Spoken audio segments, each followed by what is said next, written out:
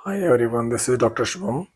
क्या आप भी विदाउट प्रिस्क्रिप्शन एंटीबायोटिक लेते हैं? अगर हाँ, तो this video is for you. देखो, आजकल काफ़ी कॉमन चलन चल रहा है कि काफ़ी लोग विदाउट एनी प्रिस्क्रिप्शन खुद से एंटीबायोटिक ले लेते हैं, या फिर जो मार्केट में, जो गली मोहल्ले में जो क्लिनिक्स चली हुई होती है, वो एंटीबायोटिक प्रिस्क्राइब कर देते हैं किसी भी कॉमन प्रॉब्लम के अंदर, जैसे कफ, कोल्ड, फीवर।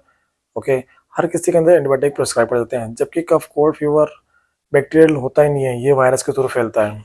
तो antibiotic will not work here. ठीक है।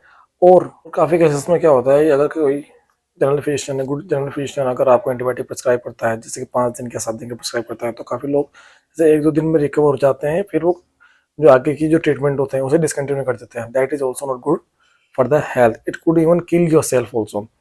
कैसे? जैसे कि जब भी हम एंटीबायोटिक लेते हैं, तो उस केस में क्या होता है कि जो एंटीबायोटिक बैक्टीरिया के अगेंस्ट काम करती है। जब भी हम बीच में छोड़ देते हैं, या फिर किसी विदाउट एनी प्रिस्क्रिप्शन या फिर अनलिमिटेड एंटीबायोटिक लेते हैं, तो उस केस में क्या होता है, जो बैक्टीरिया होता है वो उस एंटीबायोटिक के रेजिस्टेंट हो जाता है। वो अपनी जो जेनेटिक की होता है उसको मॉडिफाई कर लेता है against of the antibiotic.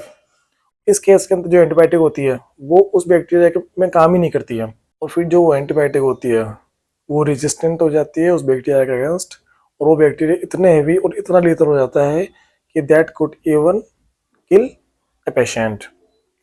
So, a humble request, please stop taking antibiotic without any prescription of a good doctor and from yourself also. अगर आप एंटीबायोटिक लेते भी हैं with the prescription of the doctor, so complete the course. Do not discontinue it between. Thank you so much.